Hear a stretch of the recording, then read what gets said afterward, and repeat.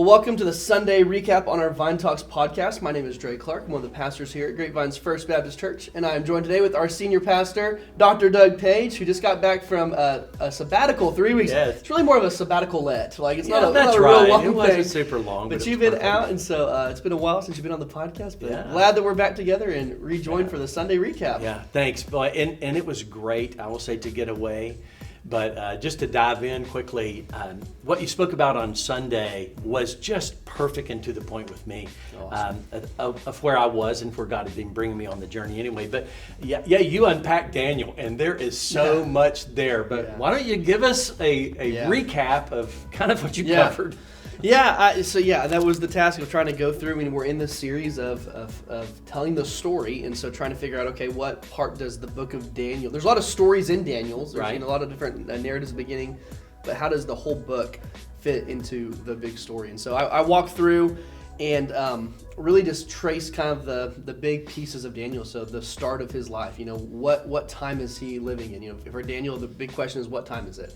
Right. And so, he's in the exile. He's in the period where Israel, we've been tracking the story where the nation, both the nation splits, and then both of the splits fall apart. And so being taken captive by the Babylonians, and he gets brought to Babylon with kind of the elites. And so I started off with this question of, well, what do you do whenever you enter into uncertain times, like the book of Daniel? And the first thing I wanted to bring out was, what do you bring with you? What do you bring with you into uncertain times? Yes, and we always bring our past. We always bring stuff. That's good. And Daniel brings his past. He brings the good of it. It's a messy past, and so I talked through his prayer in Daniel 9 and how he's sorting through and really wrestling with what led his country, what led his people to fail. Right.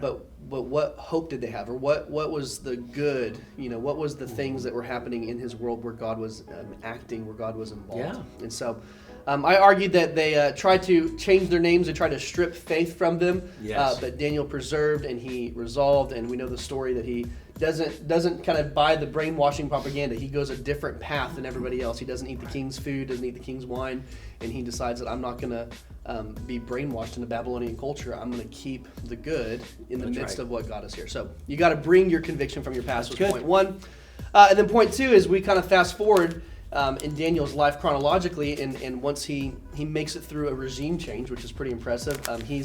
Yep, he did. Yeah, he's been faithful. He's been a solid guy. He's done well in a land that's not his, which is a whole other sermon in and of itself. Right. But it's good. He's tested again, and he has this big moment in his life, and we know about this whenever there's these people underneath him that in Daniel 6 that try to conspire against him to take him out. And I pointed out that he's probably about 80 years old. He's a lot older at least in this time period. And so what is happening in his life is it's trying to see, does the faith of the 15-year-old really match the faith of the 80-year-old? I'll stop right there. Yeah. That was an incredible point that you make. I think sometimes when we read a book of the Bible and, Daniel writing it, is you just assume that, okay, here's this picture of his life. Maybe he's 20. Yeah. And maybe he turned 21 during this book. Yeah. Right? But that is a different perspective, and I thought that was a great point to make, that these are seasons of life, different things. And of course, that led to your point. Yeah, absolutely. Yeah, which is great. Yeah, you're right. We think of Daniel in the lion's den, we read it in our children's Bibles, and that's right after, and it's like, oh, he's still this 20-year-old. Right. There's been a whole regime shift. I mean, a lot of Babylon is done, and now the Medes have taken over. Darius is there. And so the question I brought out in this part was he still going to be faithful? Does he still believe? What a great point. Is he going to have consistency even after years of being wined and dined or years of being in charge? Yeah. Is he still have a faith that he's worth giving everything for? Yeah. And that's really the question of Daniel in the lion's den. Yeah. And so the point there was have consistency in your present. Yeah. It's faith. Faith is not something that we have as stories and facts from our childhood. It really needs to. I think the book of James makes this fact that it needs to have works that come with it. It will produce works. Faith is something that is not just facts and figures. It's not just a system that we say, I affirm that system. Yeah. But it's this thing that we embrace with our whole lives. That's right. And then God calls us, and God will often test us in it. You look through the whole Old Testament, what's your faith worth? Yeah. And so what's it worth in catastrophe? And he got tested in his 20s, and why again in the 80s? That's right. Right? You think, why does this need to happen again? Mm-hmm. And so you're right. I mean, yeah, and I think it's because God is concerned with something much. He really values faith. Yeah, he does. Yeah, he knows where he's going to get us through in our lives, and so he's growing us and shaping us, and so he allows these things to come in. Yeah, love that. And we made the point that in Daniel the lion's den, Daniel, that the mouths of the lions are shut, and then I've kind of tried to bring that to the third point, which is Daniel survives through this. But the reality of the whole book is they're still in exile. There's still people suffering. They don't have a home. Hebrews makes the point that there's many people who have faith, just like Daniel, who don't make it out of the lion's That's right. den. Great point. And so Daniel, I think, really, these two stories really brings us to the big point that I think if we were talking with Daniel, what would he say his book was about? And he would say it's about what God revealed to him. It's not just about these miraculous moments. It's about a miraculous moment that's coming in the future. So my last point was looking to this reality that we can have confidence in our future because God is taking the whole story and he's moving it towards redemption, towards restoration. And so we looked at a really brief, kind of overview of the rest of Daniel. I started off with, I'll flip to it real quick. I started off with Daniel 2, talking about the dream that Nebuchadnezzar had, and you get this vision of kingdoms that fall to somebody, right? To this rock that comes in. Right. Something's going to come and stop the worldly kingdoms that are bringing oppression and injustice. In Daniel 7, you've got these 4, animals, wild beasts. Right. And then there's one like the verse you mentioned, one like the Son of Man comes, right? And he's going to bring peace. And then you get, in Daniel 8, you get more kingdoms rising up, trying to take over. Daniel 9, you get all of this future time period where that all these kingdoms are not going to outlast this one singular kingdom. In Daniel 11, more kingdoms. There's more kings in Persia, and there's this unusually rich leader that comes up and tries to dominate. And what you see is this picture of the world as it is going to constantly be doing what happened in Daniel's day. Yeah. You're going to constantly see Babylon come in, take over Israel. You're going to constantly see the Medes take over them. You're going to see Romans, the Greeks. Yep. Yeah, and I think it's really interesting too that it's described as, the king, whenever he has a dream, it's this statue. It's this, man-made thing. But whenever Daniel gets the dream from God, it's this wild animal. That's awesome. It's how does God view our circumstances? Well, we are stuck in a broken world full of uncertainty. Right. That's the exile is really here to stay in many ways. And so Daniel is looking at this and he's saying, so whether the lion's den takes you out or not, you're going to be living in exile. You're going to be living under Gentile rule. We're going to be in a period of the world where we are underneath the kingdom that is not the way it should be. And so he points it to the end of all of this, really points us to the fact that God's going to do something about it. Right. He's going to come in.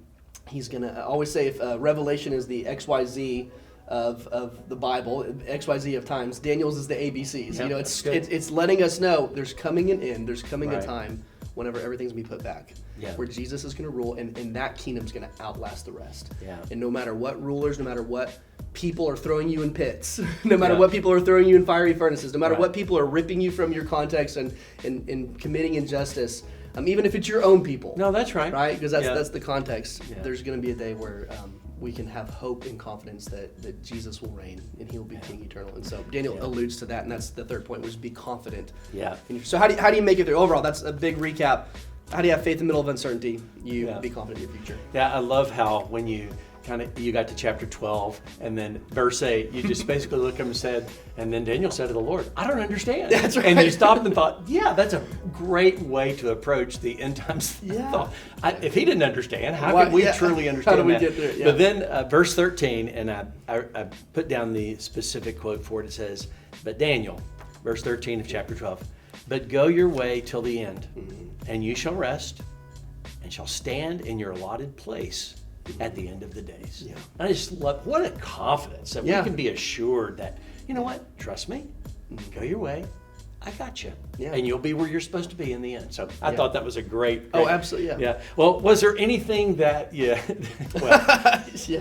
us one thing that you could have gone into that you didn't I could have gone into so many things. I went into the deep dive of Daniel. I'll give you one. There's one illustration that I really wanted to talk about, and I decided to cut it because it's kind of about a controversial figure, but I thought it was a really good point to number 2 about having consistency in faith. And so I was traveling a couple weeks ago to Amarillo. Had to fly down for a funeral, and so I watched. I'm a big U2 fan, so the group, the Irish rock band U2. I know. I'm old, but I know. You know Bono, yeah. So there's a documentary that came out on Apple TV. So in a very secular space, there's it's Bono who's basically talking about the history behind some of the songs that he wrote. And he talks about his childhood. He had a very difficult childhood where his mother passed and his dad never said his mother's name again, and and like how that shaped him. And, yeah, wow. And anyways, he gets to the end of this documentary and he's just talking about stories in his life. And he has this moment where in 2016 he had open heart surgery. He had this major issue that happened, and he retells this time where he's sitting there on the operating table, still conscious, and he remembers this really dark, traumatic, not sure he's going to make it past this. Mm-hmm. He remembers crying out to Jesus. And so this very on Apple TV in a very musical way, right? Bono's sitting there, and he stands up on this table and he's reaching out and he's saying, Jesus, Jesus. And then Bono says, the faith that I've had since a child did not answer me. Wow. Okay. And he has this moment, and it gets really kind of dark. He's like, I kept crying out and nothing. And he said it was a moment in his life where he had the most doubt about his faith. But then immediately afterwards, he begins singing this chorus. He says, "Hold me close, don't let me go. Hold me close, don't let me go, like I'm somebody that you might know." Wow. And then he sings his song, "Beautiful Day," which Bono has in the past, the song "Beautiful Day," he's talked about. This is a song that whenever you lose everything in life, it's about finding joy in the one thing you have. Yeah. And he changes the bridge of the song "Beautiful Day" and quotes Ezekiel 37. Oh, and so it's this really, in a very, like an Irish rock, very poetic. Bono's he's got a mixed bag. So I'm not advocating his faith and everything about him. Right. But in a very secular world on Apple TV, he brings his life to this moment where he cries out to the faith of his childhood, and then he immediately sings this kind of "I still believe" anthem. That even in the face of Jesus not answering, that's good. I still have faith, and he talks about his faith openly. And I thought that was a really good illustration of where we get in life. Where we have this moment where, it feels like, God, where are you? Yeah, that is true. And maybe he doesn't answer, but are you going to be consistent? What's your faith worth in those moments? What's your faith look like in those times where you just don't know if he's there? So really good story. So it was really good. I would recommend it. A little bit of Irish cussing in it, and it's Bono, but.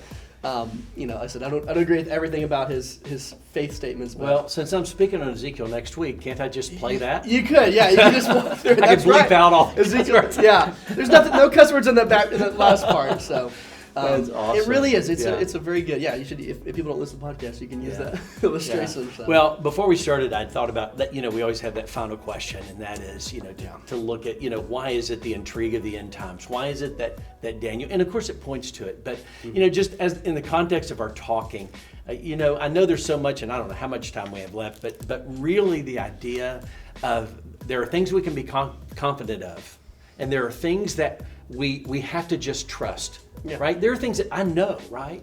And then there are things that there's that gap between what we know and what we hope for. Yeah. And so it seems like this end times thing is kind of that part of, okay, what do we know about it? Yeah. And what do we hope for? And, you can unpack that as you'd like, or just, what kind of, how should we approach Daniel? Because obviously it's the ABCs. Yeah. Here's what I want to say. You talked about this before the podcast, but I think that some people have this, we call it a pan-millennial approach, that it all pans out in the end. I always hated that. I think that, it's biblical to think about the purposes of God. Yeah. I think I would say it this way. If we don't ever think about the problem, we'll never really get to the solution. That's good. I don't think Daniel is meant for us to decode and decipher, but I do think it's meant for us to kind of scratch our heads at and look at, because it gets really messy. Yeah. These visions, and Dan, you said something about Revelation, these visions, Daniel would say that they troubled him. They exhaust him, as we mentioned. He doesn't understand them. Well, why does God, want him to think about things that he knows he's not going to understand? Yeah. Because the more you dwell on the problem, the more grateful you get for the solution. That's and so right. I think Daniel's looking at these visions, he's looking at these things that God's revealing to him in these dreams, and it's concerning, it's exhausting, it really makes him troubled. He can't figure it out, which probably leads him to the place of, can anyone figure it out? Right. And that's where God wants us to get. Yeah. So I think that it's good, I think it's biblical to think through these things, but I think it becomes unbiblical whenever we start circumventing God out of it. I'll give you an example of this. In Daniel 9, whenever we get to right before Daniel 9, before I talk about his prayer, if you look at Daniel 8:27, it says, I, Daniel, was overcome and I lay sick for days. Then I rose up and went about the king's business. So he gets sick and he says, I was appalled I couldn't understand the vision. Yeah. And then right after that, after he has this moment of trying to figure it out, as he's pondering, what God's purposes are, it leads him to prayer. There's probably a sermon right there. And then in verse 9 is when his prayer is. So I think that it's biblical to think about this stuff, but it must lead us to prayer. Right. If it leads us to conspiracies, then maybe we've done it wrong. That's right. That would be I like, and even if you put that in the midst of what you talked about on Sunday is, so there is that time of our understanding and things we don't understand. Yeah. And that's when we realize how big God is again. Exactly. And then what does that lead us to? Trust again. And then what are we to do? Just what we read in verse 13. Go your way till the end. Yeah. You'll rest. You'll stand in your allotted place at the end of days. Yeah. In other words, I am at the end. Yeah. I'm king at the end. That's right. It's going to work out. I know it's confusing. Some of it you'll get, some of you won't. But at the end of the day, I'm king. Yeah. And it's going to be okay. Yeah. So. Yeah. Exactly. And just kind of on a side note, that I think it's really interesting that we live in a world with Christians that we're willing to break relationships with people because we want to be right about this stuff. Oh, man. That even Daniel said he didn't get. Yeah, that's good. I have views on all these things. I can tell you what I think the 77s are. You but do? Yeah, I got views. Everyone does. But, of course. But you can't miss the forest for the trees. That's right. You gotta. I think that and I think it's one of those things that as it happens, I think Daniel's a book that you look back on and you can see that it's happened because God's story will be true. Yeah. And I think that's the confidence it gives us through the ages. But I think we got to be really careful, whenever we're looking at things that are prophetic, that are from God. And we should not risk relationships. And once again, remember, we all agree. Everybody that's Christian agrees that Jesus comes back, and at the end of the story is everything's restored. Everyone agrees. So why are we fighting? That's right. I just did a quick summary on that, and this is not to go back to the it's all going to pan out theology, of course, which is not theology at all. Yeah. But I'll get asked sometimes, what is the church's position on end times? Yeah. And I know they probably hate it, but I'll just very simply say, Jesus wins. That's right, yeah. What else do you want me to say? Yeah. I know he's going to win. Yeah. We're going to disagree on some stuff. The church has a position that Jesus is king. That's right.